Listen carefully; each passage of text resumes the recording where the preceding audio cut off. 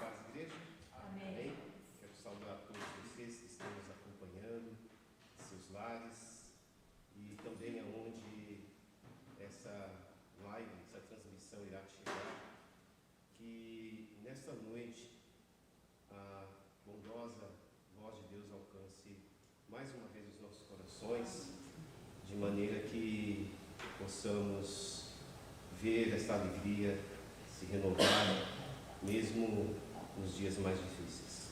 Eu quero trazer um abraço da nossa associação Abamel, qual temos presidido durante esse tempo, e dizer que continuamos, sempre à disposição dos irmãos, e juntamente com este abraço trago da minha família e da minha igreja, que agora está também proclamando o reino de Deus junto com a amada igreja, ministrando, e trazer um abraço da primeira Igreja Batista em Ferraz de Vasconcelos e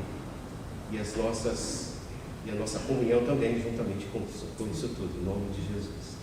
O texto que eu quero ler com os irmãos fica em Mateus, livro de Mateus, capítulo 18.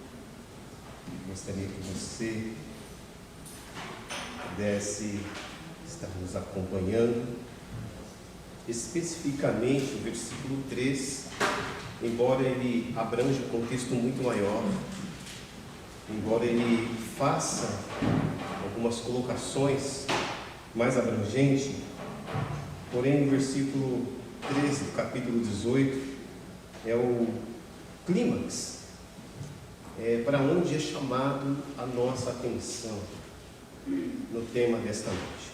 Hoje eu quero falar sobre a espiritualidade cristã no dia a dia, e principalmente nesse período tão difícil, E aí o texto diz o seguinte, versículo 3 de Mateus 18: E disse: Em verdade vos digo que, se não vos converterdes e não vos fizerdes como meninos, de modo algum entrareis no reino dos céus.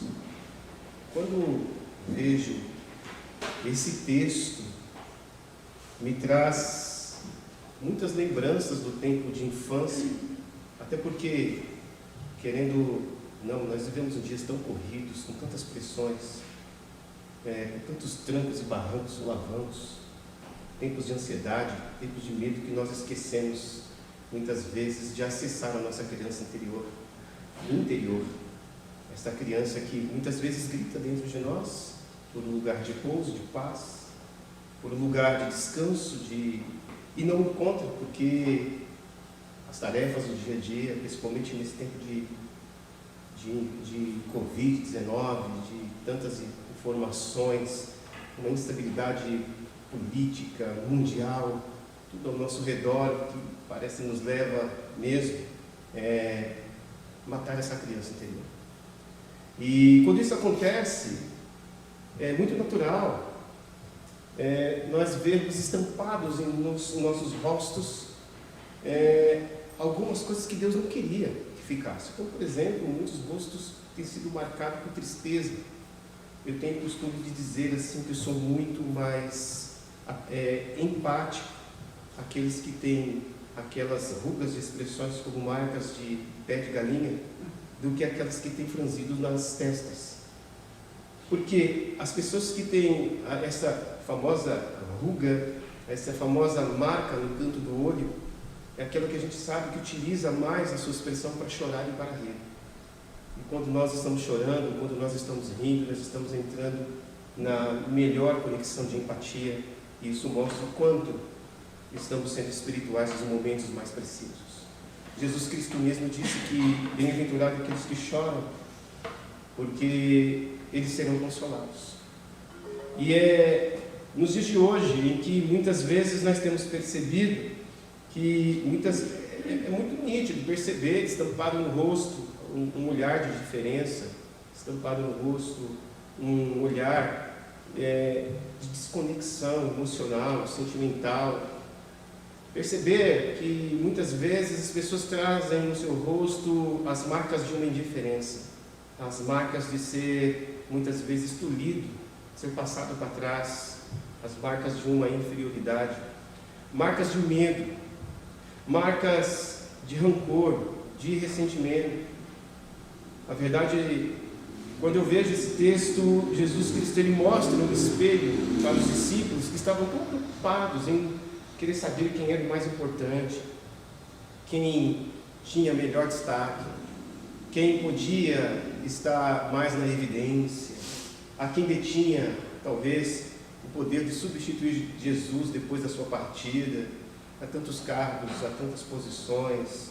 Nós corremos tanto no dia a dia que isso tem feito nós sofrer mais por aquilo que não compete ir além daquilo que nós fomos feitos. E aí nós vivemos uma sociedade doentia, nós vivemos até uma religiosidade doentia, nós vivemos um relacionamentos muitas vezes tóxicos, porque nós não estamos preocupados muitas vezes com esta questão. Outra coisa que me preocupa quando eu vejo esse texto é o uso exagerado de máscaras.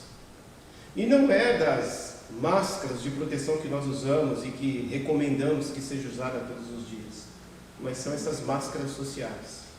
O texto vai discorrendo, o escritor, de uma maneira clara, passando por todos os meios, milagres, curas, vai descrevendo cidades por onde Jesus Cristo passou, vai descrevendo as pessoas com quem ele se relacionou.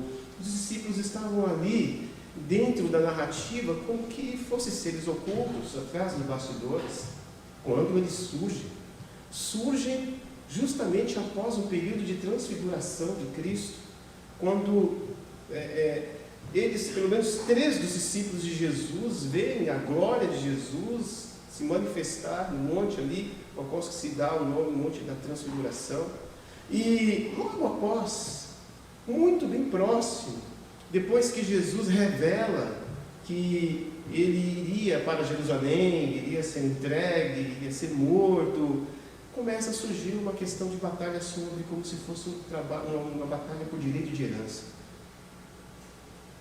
E é isso que chama atenção nesse texto, não é à toa que Mateus ele marca isso. E aí eles começam a dizer quem poderia ser o maior, quem poderia ser o melhor. E aí Jesus vem e apresenta uma criança. E quando ele apresenta uma criança, ele começa a mostrar algumas características próprias da criança e que eles deveriam lembrar. E uma das lições que a gente, pelo menos eu gostaria de compartilhar nesse texto, muito assim de cara, que esse texto deixa muito claro, que crianças, numa espiritualidade para os dias de hoje, elas têm muito a nos ensinar, no sentido de que com crianças não existe questão de hierarquia, quem é melhor, quem está em evidência. Aliás, quando criança é muito natural você perceber que as crianças mais fortes são propensas a ajudar as mais fracas. Elas têm até uma tendência sociocultural de achar que são protetoras daquelas que são mais, assim, com certas limitações. E aí a gente percebe que nos dias de hoje não é isso que nós temos visto, e Jesus ele chama a igreja, ele chama tanto eu quanto você a refletir neste comportamento. Em que posição eu acho que eu estou quando eu me refiro ao reino de Deus, a Cristo? Em que posição eu me encontro na minha sociedade? Em que posição eu me encontro no meu lar? Em que posição eu me encontro na maneira como as pessoas me enxergam? Nós estamos tão preocupados em mostrar, nós vivemos num ambiente social em que o que está mais evidente nos dias de hoje, como nunca teve, é mais com o advento da internet, é sobre essas questões dos efeitos dos 7 pecados sociais. E como o quesito inveja tem sido algo extremamente redundante e forte na vida da sociedade, porque as pessoas sempre estão procurando elencar alguém que seja e esteja maior do que ela, para poder adorá-la, para poder imitá-la, para poder ser igual. essa questão da admiração. As pessoas deixam de admirar a si mesmo, coisa que uma criança nunca faz. A criança ela é tão pura no seu relacionamento pessoal, interpessoal consigo mesmo, na sua pessoalidade, que ela não tem tempo para achar, ela não tem parâmetros para dizer se ela é feia ou se ela é bonita, se ela é negra, se ela é branca, se ela é de uma outra origem, de um outro estado ou não. Criança é criança. É incrível que ela se vê como um ser integral. Ela não se vê como um ser dentro da sociedade, ela se vê como um ser dentro do universo. E muitas vezes Jesus ele deixou bem claro, porque quando as crianças começaram a correr em direção a Jesus, começaram a ter uma atitude de criança, coisa que nós não temos. Não corremos em direção a Jesus como as crianças correm quando estão indo em direção aos seus pais. Quando as crianças correm, quando estão indo em direção umas às outras, todas escandalhadas, o ímpeto, o desejo, as emoções e todas as intensificações que a criança possui quando ela está em busca de quem é desejado, é algo extremamente extenuante. E muitas vezes nós não fazemos isso, e aí, com relação ao próprio Cristo, e aí esse texto ele começa a dizer o seguinte: pessoal, vocês precisam voltar do zero.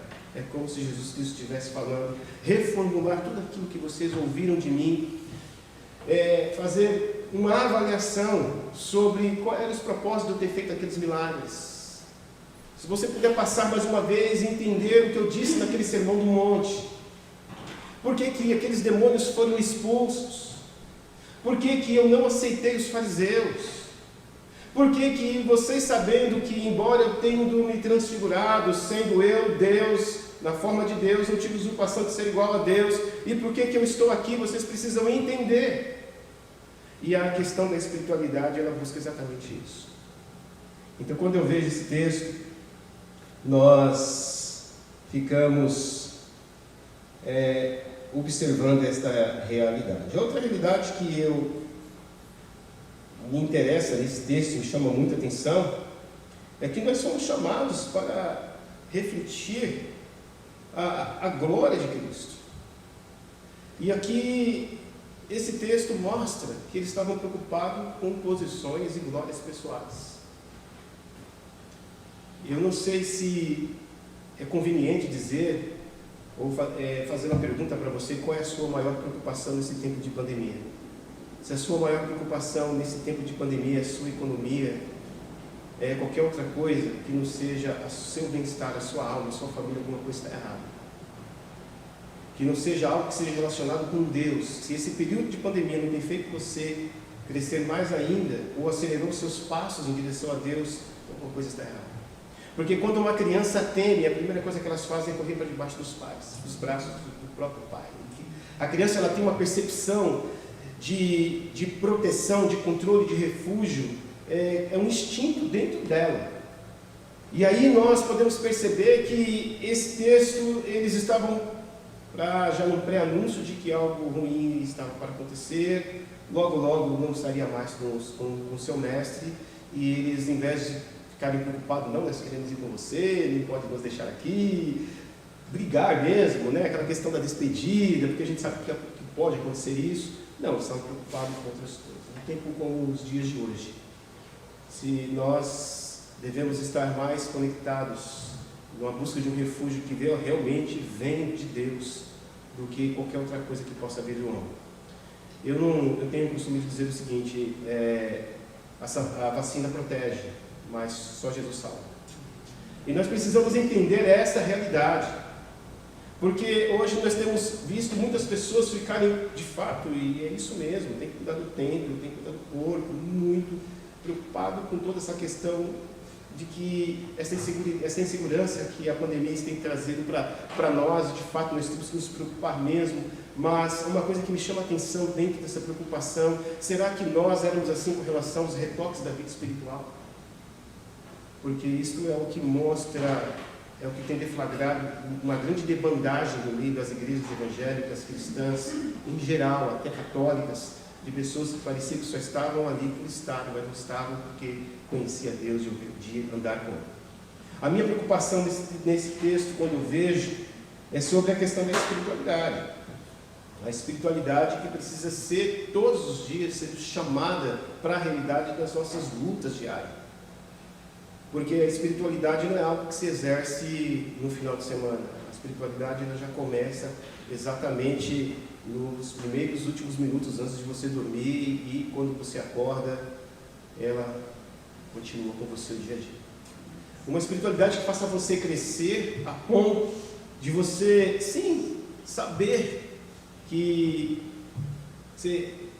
Deus está no controle de sua vida.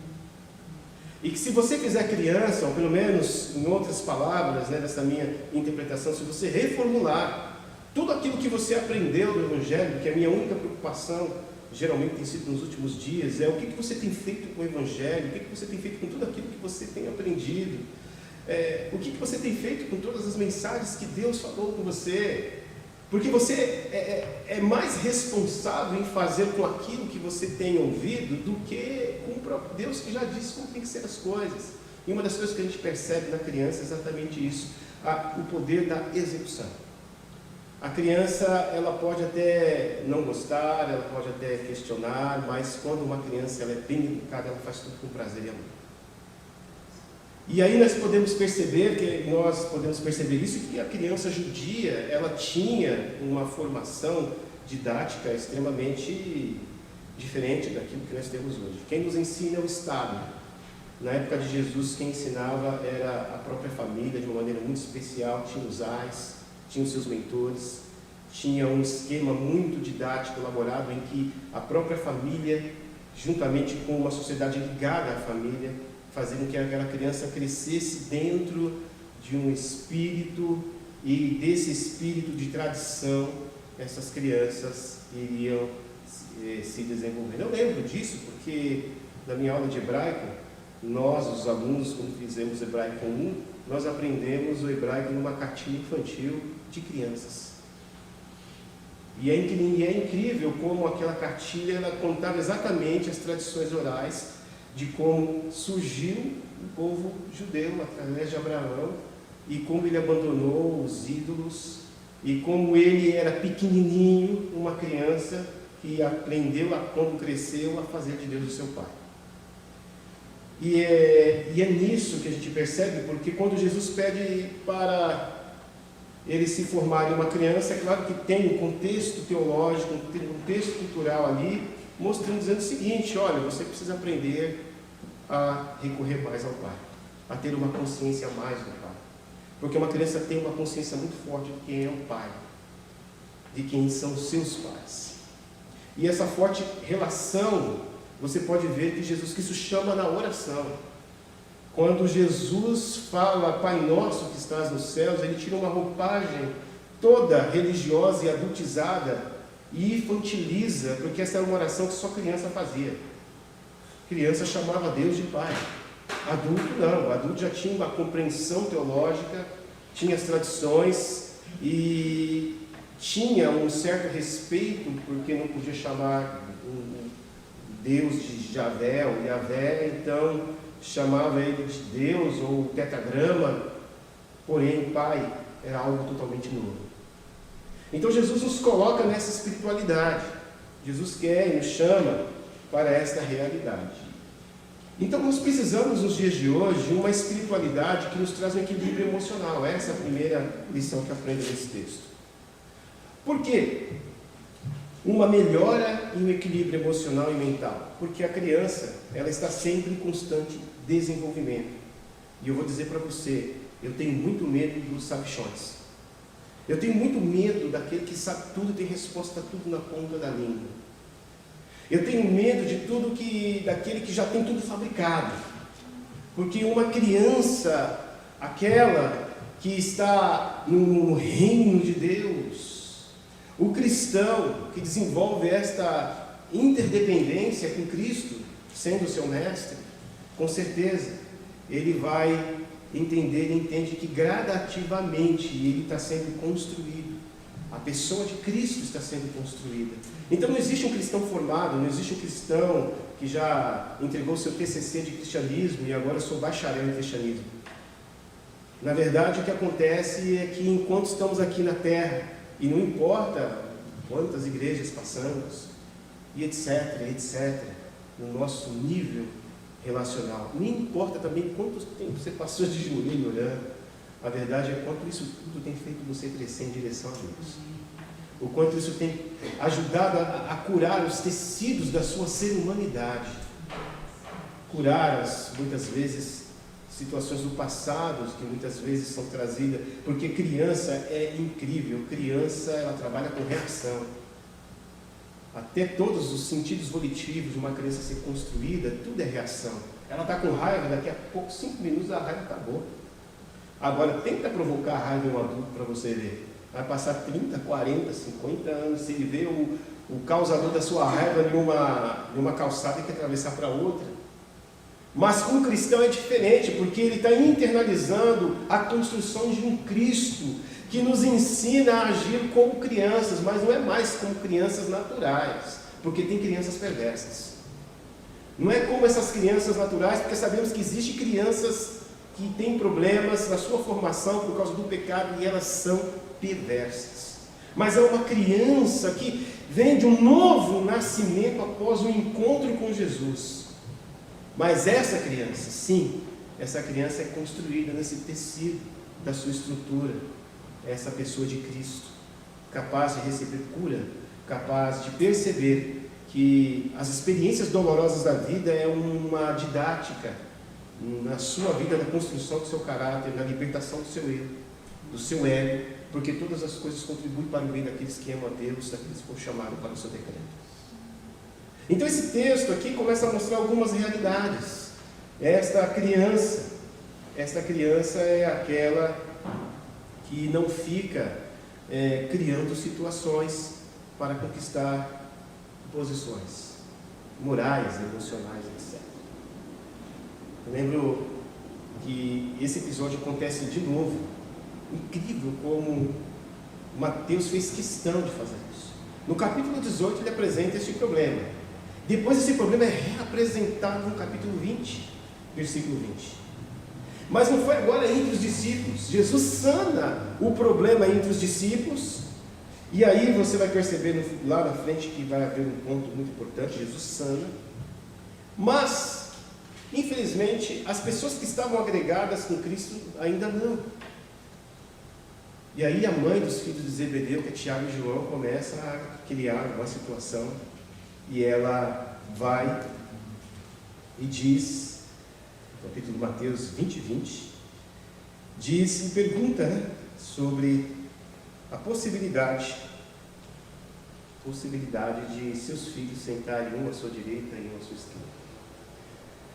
Eu tenho um grande problema com isso. Uma vez eu preguei fortemente na minha igreja, preguei muito, mas eu estava aquele dia, eu acho que estava muito assim, e preguei sobre o tema da síndrome de Lúcifer. E um dos bases disso foi esse texto. Como é que a pessoa está com Cristo e quer ser igual a Cristo? Nós somos cristãos, estamos sendo formados pequenos Cristo, mas nunca seremos igual a Cristo. Faremos as mesmas obras dele, mas Cristo é Cristo porque ele é único. Ele é o unigênito do Pai. Nós somos, numa linguagem familiar, nós somos seus irmãos mais novos. Numa linguagem familiar, Jesus é o nosso irmão mais velho. Jesus, ele compartilha conosco a herança do reino de Deus. Só que isso não faz de você o apóstolo dos apóstolos, o pastor dos pastores, o diácono dos diáconos. Isso não te dá titularidade alguma.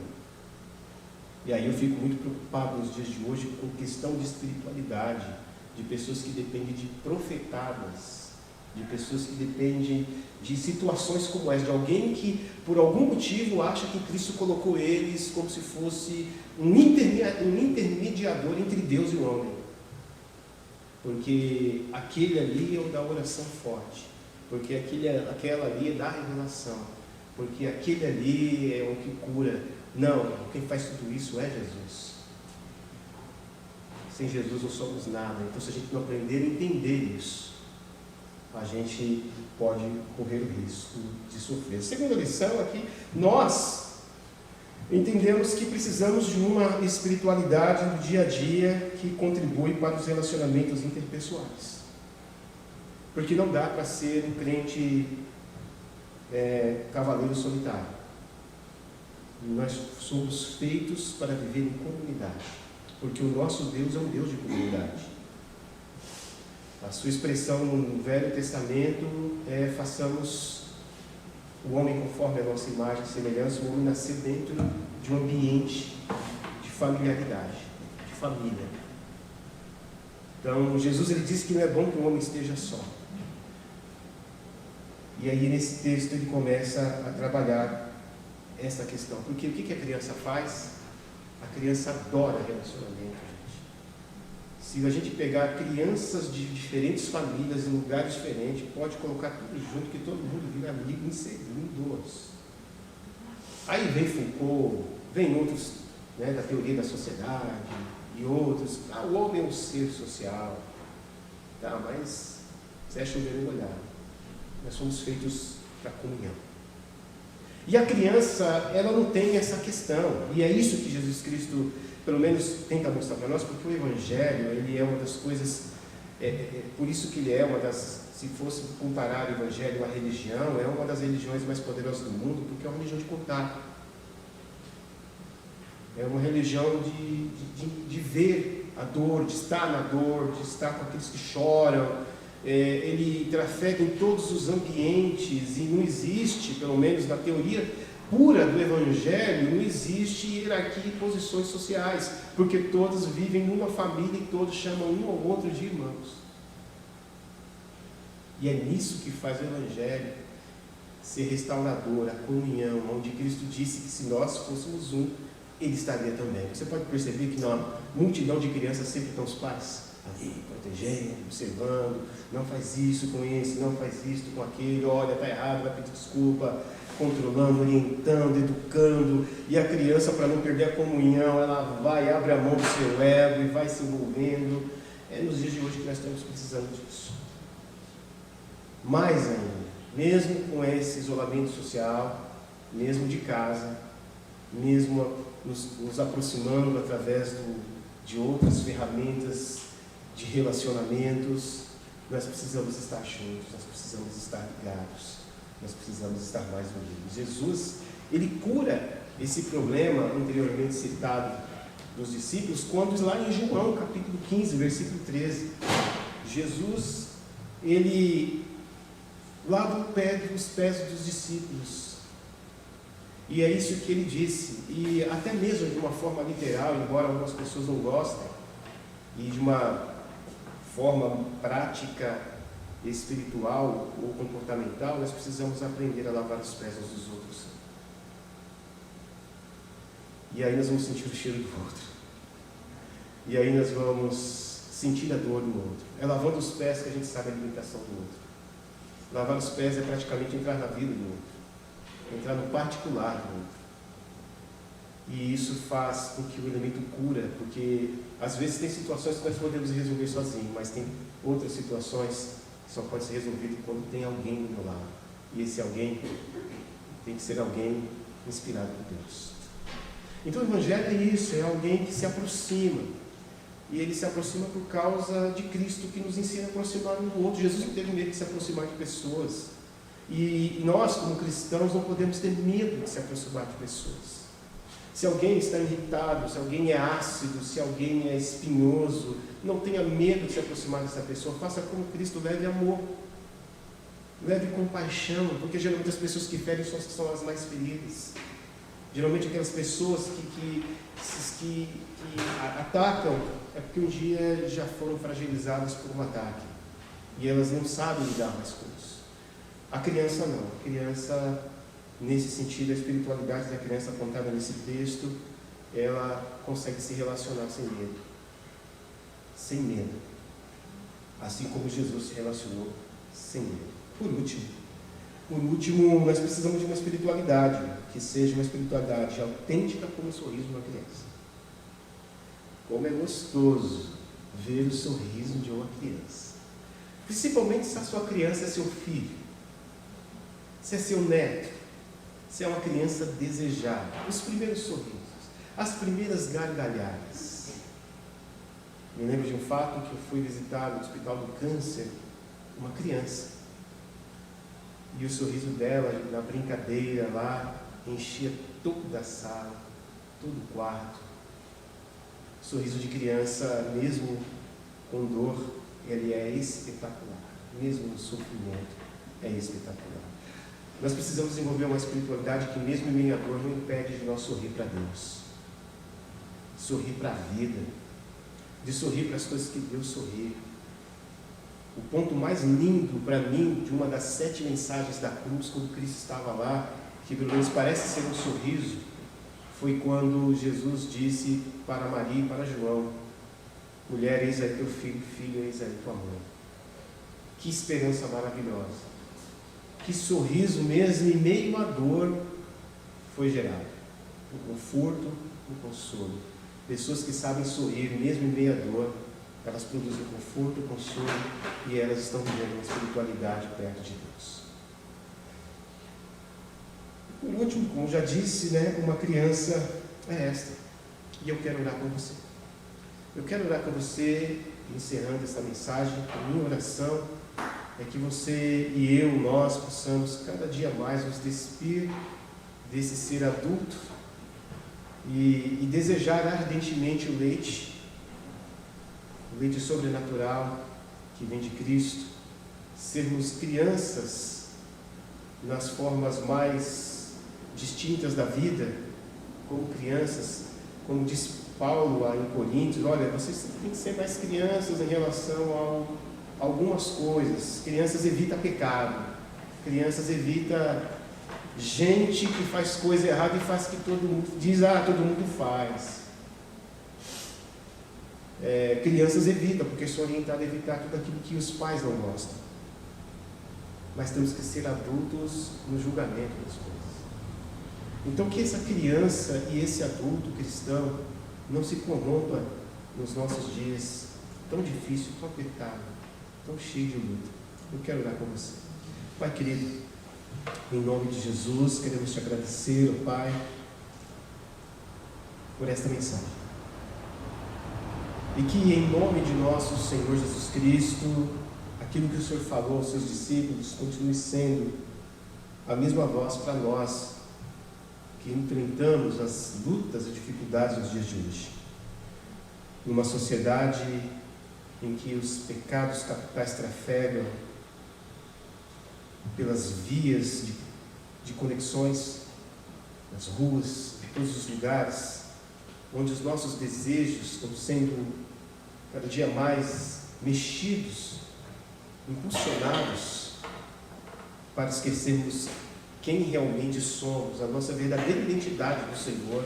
Nós suplicamos para que, em nome de Jesus, a bênção do Senhor seja sobre nós através desta palavra. Queremos entregar a nossa vida, queremos que, em nome de Jesus, possamos não se fazer, mas em nome de Jesus, essa criança, essa espiritualidade tão desejada, tão precisa para esses dias, venha acontecer, principalmente nos desafios pessoais que os teus filhos vão enfrentando. Renova, Senhor, a espiritualidade, renova o altar, renova a comunhão, renova, em nome de Jesus, a vida dos teus filhos. É o que nós te pedimos em nome de Jesus. Amém. Obrigado.